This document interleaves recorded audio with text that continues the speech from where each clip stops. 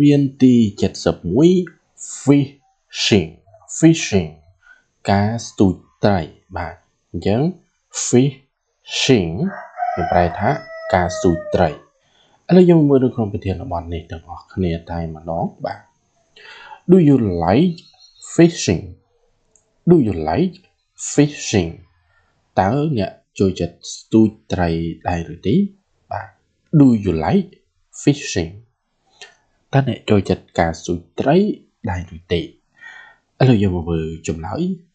Yes it is very quiet បាទមានន័យថា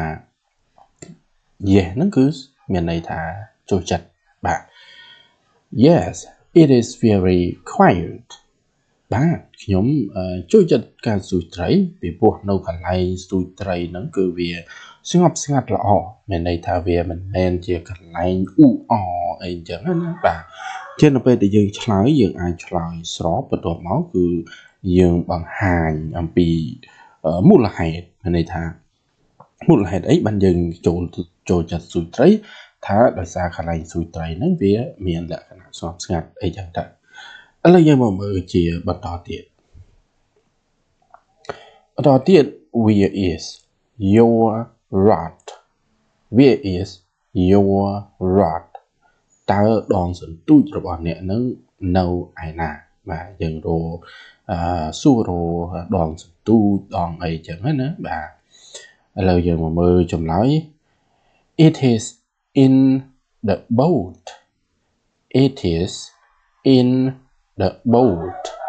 មានន័យថាដងសន្ទូចរបស់ខ្ញុំគឺវានៅក្នុងទូកនោះនៅទូកបាទនឹងយើងឆ្លើយចឹងណាបងបាទឥឡូវយើងមកមើលជាបន្តទៀត Is the lake big តើបឹងនឹងធំទេបឹងដែលយើងទៅស្ទូចត្រីហ្នឹងតើបឹងហ្នឹងវាធំឬក៏តូចបាទចង់សួរពីទំហំរបស់បឹងណាអញ្ចឹង lake យើងប្រែថាបឹងបាទ big យើងប្រែថាធំបាទឥឡូវយើងមើលចម្លើយ Yes it is very wide មានន័យថា yes នៅទីនេះគឺបាទបឹងហ្នឹងគឺវាធំមែនតើបាទធំហើយវាយ៉ាងម៉េចទៀត It is very wide បាទវាធំហើយវាលក្ខណៈធំទូលាយតែម្ដងបាទនឹងគឺយើងបញ្ជាក់បន្ថែមអំពីទំហំនៃបឹងហ្នឹងបាទឥឡូវយើងមកមើលជាបន្តទៀត Did you catch a fish តើអ្នក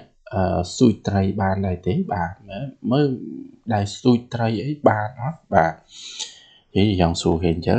Did you catch a fish តើស្ទូចត្រីបានអត់បាទ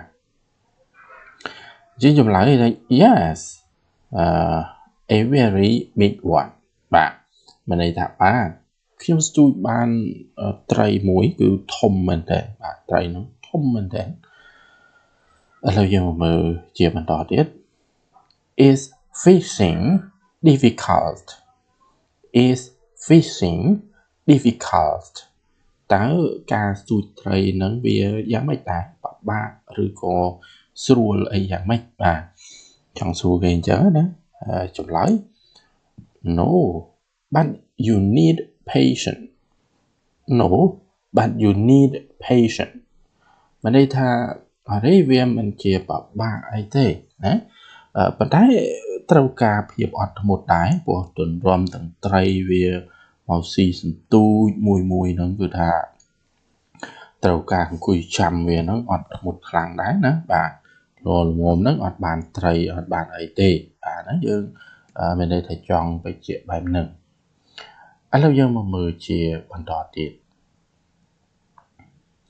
Do you eat the fish តើអ្នកញ៉ាំត្រីដែរឬទេបាទតើអ្នកញ៉ាំត្រីទេពីព្រោះអ្នកខ្លះអត់ញ៉ាំត្រីទេបាទអ្នកខ្លះគាត់ញ៉ាំតែសាច់ញ៉ាំតែអីចឹងទៅបាទតែត្រីគាត់ ọt nhằm thì bà chứ như chọn suối nhằm tray ọt bà do you eat the fish ta nè nhằm tray thế bà chấm lại yes I cook it for dinner yes I cook it for dinner bàខ្ញុំញ៉ាំបាទហើយខ្ញុំនឹងធ្វើត្រីហ្នឹង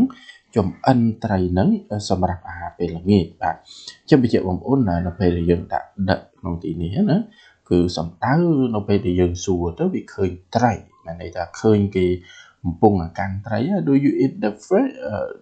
do you eat the fish មានន័យថាអ្នកឯងញ៉ាំអត់ត្រីហ្នឹងណាដល់ពេលយើងឃើញណាអញ្ចឹងគេឆ្លើយគឺ yes មានន័យថាគេត្រីហ្នឹងគឺគេយកញ៉ាំហើយគេអត់លក់អត់អីទេអញ្ចឹងណា I cook it for dinner មានន័យថាខ្ញុំនឹងចម្អិនវាសម្រាប់អាហារពេលល្ងាចអីចឹងដែរបាទ